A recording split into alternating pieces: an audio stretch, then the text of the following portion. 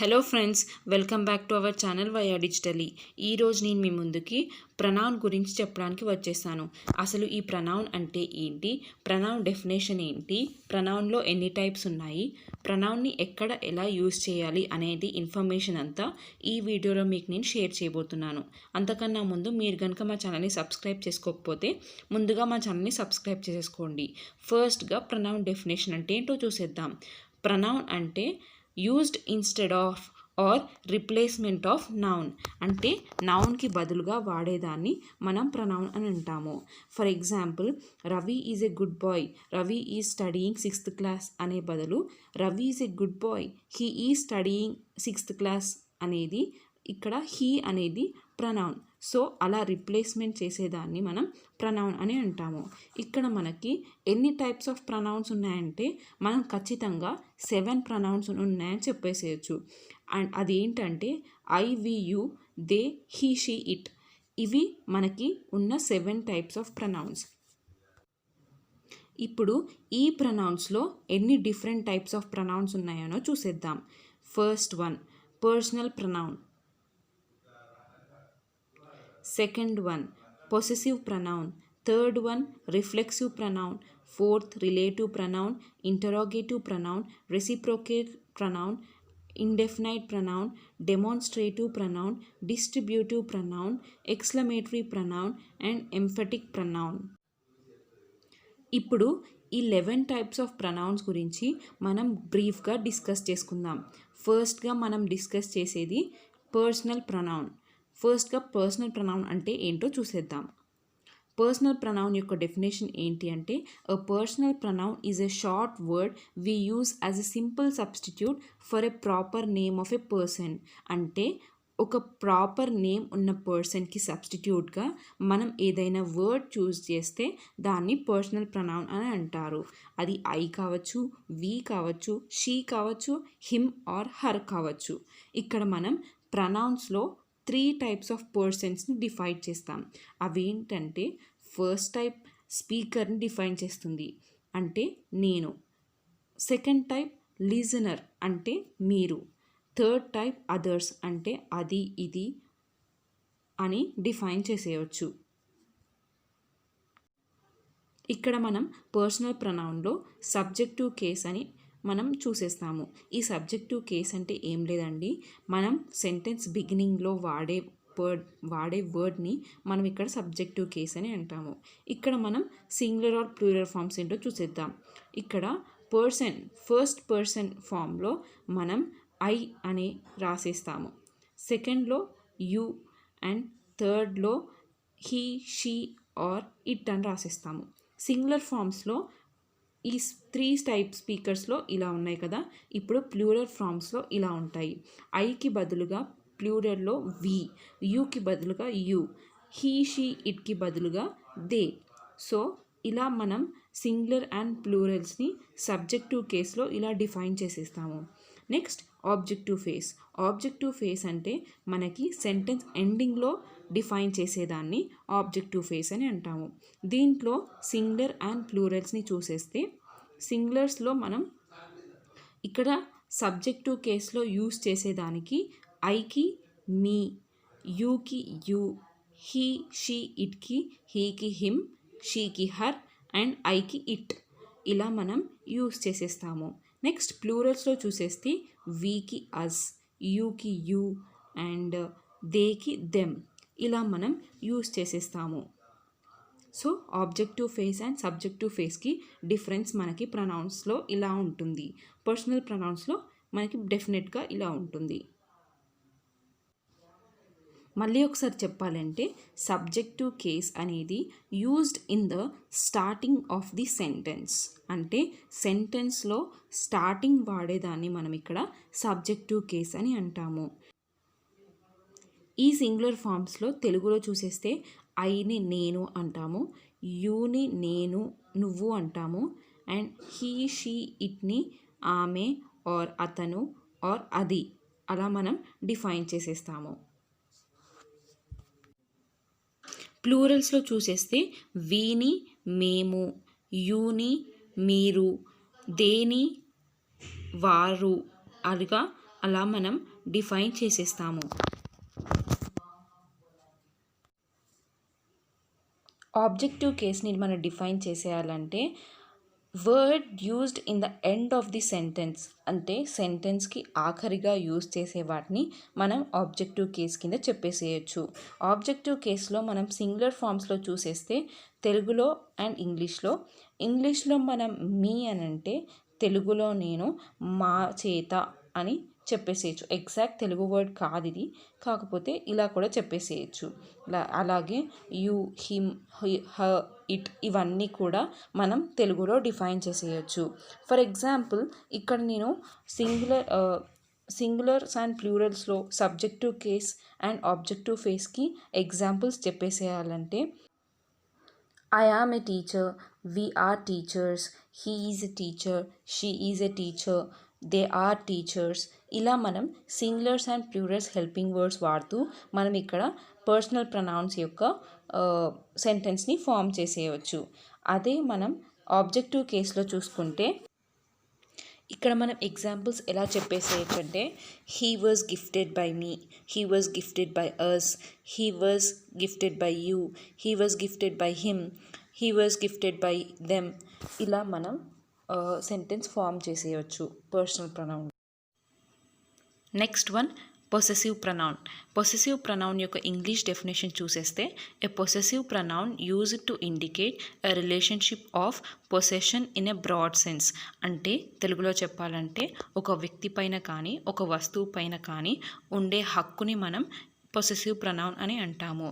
ఈ possessive ప్రొనౌన్లో first పర్సన్లో ఉన్న pronouns ఏంటి అంటే mine and ours. Next second పర్సన్లో చూసేస్తే ఉన్న ప్రొనౌన్స్ ఏంటి అంటే యువర్స్. నెక్స్ట్ థర్డ్ పర్సన్లో ఉండే ప్రొనౌన్స్ ఏంటి అంటే దేర్స్, హిస్ ఆర్ హర్స్. ఈ మూడుని మనం థర్డ్ పర్సన్ కింద ఉండే ప్రొనౌన్స్ అని చెప్పేసేయచ్చు.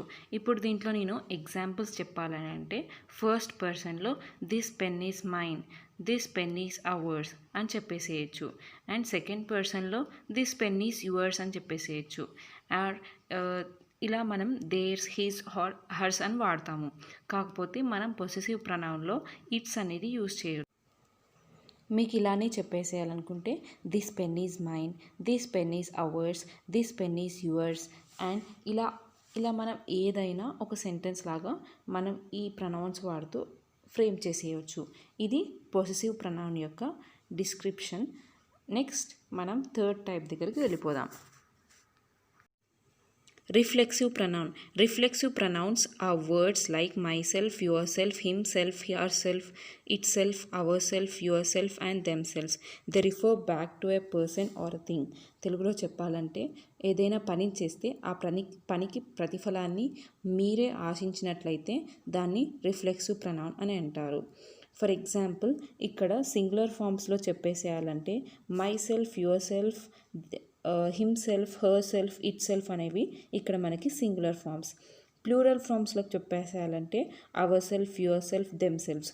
ఇవి సింగులర్ అండ్ ప్లూరల్ ఫామ్స్లో ఉన్న ప్రొనౌన్స్ని సింపుల్ డెఫినేషన్స్గా ఒకటిగా గుర్తుపెట్టేసుకోవాలంటే when the subject of the sentence is receiver of the action. ఇది మనకి ఒక షార్ట్ సెంటెన్స్లో రిఫ్లెక్సివ్ ప్రొనౌన్ యొక్క definition. Next, relative pronoun. A relative pronoun is a word that introduces a dependent or relative clause and connects it to an independent clause. For example, ఇక్కడ మనం చెప్పేసేయాలంటే సబ్జెక్ట్తో రిలేషన్ని తెలిపితే దాన్ని మనం అక్కడ రిలేటివ్ ప్రొనౌన్ అని అంటాము. ఫర్ ఎగ్జాంపుల్ ఇక్కడ రిలేటివ్ ప్రొనౌన్స్ యొక్క ఎగ్జాంపుల్స్ చూడాలనుకుంటే who, whom, whose, which, what ఇవన్నీ రిలేటివ్ ప్రొనౌన్ యొక్క ప్రొనౌన్స్ అన్నమాట. సో ఫ్రెండ్స్ మళ్ళీ ఒకసారి చెప్పేసేయాలంటే defines relation with a subject అనేది relative pronoun. Examples of relative pronoun ఏంటి?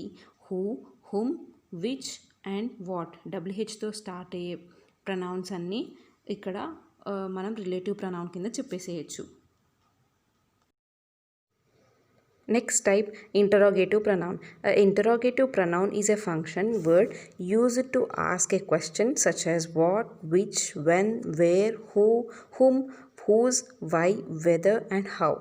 These are sometimes called WH words because in English most of them start with WH. అంటే ఏదైతే క్వశ్చన్ని తెలుపుతుందో, ఏదైతే ఇంటరాగేషన్ని తెలుపుతుందో అట్లాంటివన్నీ మనం ఇంటరాగేటివ్ ప్రొనౌన్స్ కింద చెప్పేసేయచ్చు. మోస్ట్లీ WH వర్డ్స్ అన్నీ మనకి ఇంటరాగేటివ్ ప్రొనౌన్స్ కింద చెప్పేసేయచ్చు. Like who, whom, whose, which, what, why and whether and how. ఇలాంటివన్నీ ఇంటరాగేటివ్ ప్రొనౌన్స్ కింద చెప్పేసేయచ్చు. అండ్ ఇక్కడ సెంటెన్స్ అనేది సబ్జెక్ట్తో స్టార్ట్ అవుతుంది అండ్ తర్వాత హెల్పింగ్ వర్బ్స్ ఉంటాయి. మీకు ఇక్కడ కొన్ని ఎగ్జాంపుల్స్ చెప్పేసేయాలని అంటే మన ఇక్కడ ప్రనౌన్ అనేది నౌన్ని క్వశ్చన్ చేస్తుంది. అంటే మన ప్రనౌన్ వర్డ్ అనేది నౌన్ని క్వశ్చన్ చేస్తుంది. Like what is your name, what is your age and where are you అనేది ఇలా మనకి నౌన్ని ప్రశ్నించేది ఇక్కడ ప్రనౌన్ అవుతుంది. Next one, reciprocal pronoun. A reciprocal pronoun is a pronoun which is used to indicate that two or more people are carrying out or have carried out an action of same type, with both receiving the benefits or consequences of the action simultaneously. Example, Maria and John gave each other gold rings on the wedding day. తెలుగులో చెప్పాలని అంటే పరస్పరం చెప్పుకునే వాటిని మనం ఇక్కడ reciprocal pronoun అని అంటారు. ఇక్కడ మనకి రెసిప్రోకల్ ప్రొనౌన్స్ అనేవి 2 ఉన్నాయి. One another or each other. Each అదర్ని మనం ఎప్పుడు రిప్రజెంట్ చేస్తామంటే 1+1 ఉన్నప్పుడు మనం ఈచ్ అదర్ అని రిప్రజెంట్ చేస్తాము. అండ్ వన్ అనదర్ అని ఎప్పుడు యూజ్ చేస్తామనంటే మోర్ దాన్ వన్, అంటే ఒకరికన్నా ఎక్కువగా ఉన్నప్పుడు మనం వన్ అనదర్ అని యూజ్ చేసేస్తాము. సో ఈచ్ అదర్కి మనం ఇక్కడ పైన ఎగ్జాంపుల్ చూసేసాం కదా. Maria and John gave each other gold rings on the wedding day. అంటే వాళ్ళిద్దరి మధ్యలో జరిగింది, మనం ఇక్కడ ఈచ్ అదర్ అని చెప్పేసాము. Next one another, all the friends helped one another. అంటే ఇక్కడ అందరు ఫ్రెండ్స్ ఒకరికొకరు హెల్ప్ చేసేసుకున్నారు. సో ఇలా మనం రిప్రజెంట్ చేసేయచ్చు. Next one, indefinite pronoun. An indefinite pronoun is a pronoun that refers to a person or a thing without being specific. అంటే subject or నౌన్ని వివరంగా తెలపనప్పుడు దాన్ని మనం ఇండెఫినెట్ ప్రొనౌన్ అని అంటారు. For example, somebody, nobody, everybody and someone, no one, everyone. ఇలా మనము all, any, anyone and several, some ఇలాంటివి అన్నీ మనం ఇండెఫినెట్ ప్రొనౌన్స్ కింద చెప్పేసేయచ్చు. మళ్ళీ ఒకసారి చెప్పేస్తే, indefinite pronoun is something that does not define subject and noun properly. దాన్ని మనం ఇండెఫినెట్ ప్రొనౌన్ అని అంటాము. ఇక్కడ మనం ఇండెఫినెట్ ప్రొనౌన్స్లో ఓన్లీ సింగులర్ హెల్పింగ్ వర్బ్స్ మాత్రమే వాడతాము. అది ఎలా, anyone is, anything is, each, everybody is, everyone is, anything is, ఇలా మనం సింగులర్ హెల్పింగ్ వర్బ్స్ మాత్రమే వాడతాము. Next one, demonstrative pronoun. A demonstrative pronoun is a pronoun that is used to point to something specific within a sentence. అంటే మనం దేన్నైనా demonstrate చేయాలనుకున్నప్పుడు ఇక్కడ demonstrative pronoun అని వాడతాము. మనకున్న డెమాన్స్ట్రేటివ్ ప్రొనౌన్స్ ఏంటి అంటే దిస్, దట్, దీస్, దోస్. ఇక్కడ మనం దిస్, దట్ అనే దగ్గర ఓన్లీ సింగులర్ హెల్పింగ్ వర్బ్స్ అనేవి వాడతాము.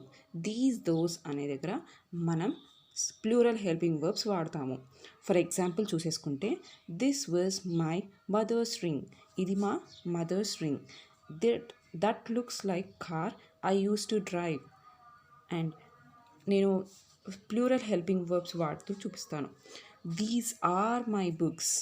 దీస్ ఆర్ మై బుక్స్ అంటే ఇవన్నీ నా books. Next, those are my pens. ఆ పెన్స్ అన్నీ నావి. అలా మనం singular and plural helping verbs వాడుతూ ఈ డెమాన్స్ట్రేటివ్ ప్రొనౌన్స్ని డిస్క్రైబ్ చేసేసుకోవచ్చు. Next one, distributive pronoun. A distributive pronoun is used to indicate all the members of representative group. అంటే మనం డిస్ట్రిబ్యూట్ చేయడానికి పంచడానికి యూజ్ చేసే ప్రొనౌన్స్ని డిస్ట్రిబ్యూటివ్ ప్రొనౌన్ అని అంటారు. మనకి ఇక్కడ 3 డిస్ట్రిబ్యూటివ్ ప్రొనౌన్స్ ఉన్నాయి. Each, either, neither. Each, either, నైదర్ని మనం సెంటెన్స్లో రాసేటప్పుడు ఎలా ఉండాలి అని అంటే మనకి డిస్ట్రిబ్యూటివ్ ప్రొనౌన్ పక్కకి of plus singular noun or plural noun అనేది ఉండాలి. ఈ ఫార్మాట్ మనం యూస్ చేస్తే మనకు అది పర్ఫెక్ట్ డిస్ట్రిబ్యూటివ్ ప్రొనౌన్ యూస్ చేసినట్టు ఉంటుంది. For example, each of the students have participated in the drama act. So చూసారా, ఈచ్ పక్కకి ఆఫ్ అండ్ అ నౌన్ ఉంది. ఇలా మనకి సెంటెన్స్ ఫామ్ అయితే అది డిస్ట్రిబ్యూటివ్ ప్రొనౌన్ అని అనొచ్చు. మనకి ఈచ్, ఐదర్, నైదర్ అనేవి కంజంక్షన్స్ అని కూడా చెప్పచ్చు. అది మీకు నేను కంజంక్షన్స్ వీడియోలో షేర్ చేసేస్తాను. Next, exclamatory pronoun. An exclamatory sentence conveys a strong emotion and ends with exclamation mark. అంటే మనకి ఆశ్చర్యాన్ని తెలిపేదాన్ని మనం ఇక్కడ ఎక్స్క్లమేటరీ ప్రొనౌన్ అని అంటాము. అండ్ ఇవన్నీ లాస్ట్కి ఎక్స్క్లమేటరీ మార్క్తో ఎండ్ అయిపోవాలి. For example, I got the cricket tickets. ఇక్కడ టికెట్స్ పక్కకి ఎక్స్క్లమేటరీ మార్క్ అనేది మెన్షన్ చేశాం.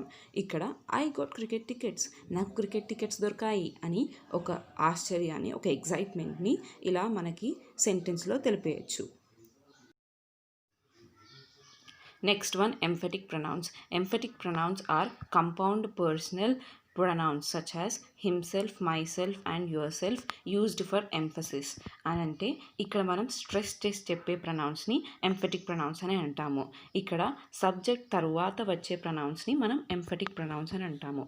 ఎగ్జాంపుల్ చూసేస్తే, I will build the house myself, we will watch show ourself. నేను నా అంతటా ఇల్లు కట్టుకుంటాను. అలా ప్రెస్ చేసి స్ట్రెస్ చేసి చెప్పే వర్డ్స్ని ఇక్కడ ఎంఫటిక్ ప్రొనౌన్స్ అని అంటాము. లైక్ సబ్జెక్ట్ తర్వాత వచ్చే ప్రొనౌన్స్ని మనం ఎంఫటిక్ ప్రొనౌన్స్ అని అంటాము. Like I, myself, we, ourself, you, yourselves, ఇలాంటివన్నీ ఎంఫటిక్ ప్రొనౌన్స్ అని చెప్పేసేయచ్చు. సో చూసారు కదా ఫ్రెండ్స్, ఇవాల్టి క్లాస్ ప్రొనౌన్స్ గురించి అండ్ ప్రొనౌన్స్లో ఉండే డిఫరెంట్ టైప్స్ గురించి చూసేసుకున్నాం. విత్ ఎగ్జాంపుల్స్ కూడా చూసేసాం కదా. మీకు ఈ వీడియో చాలా బాగా అర్థమైంది అనుకుంటున్నాను. మీకు గనక ఈ వీడియో నచ్చినట్లయితే లైక్ చేయండి, షేర్ చేయండి అండ్ మా ఛానల్ని సబ్స్క్రైబ్ చేసేసుకోండి. Thank you.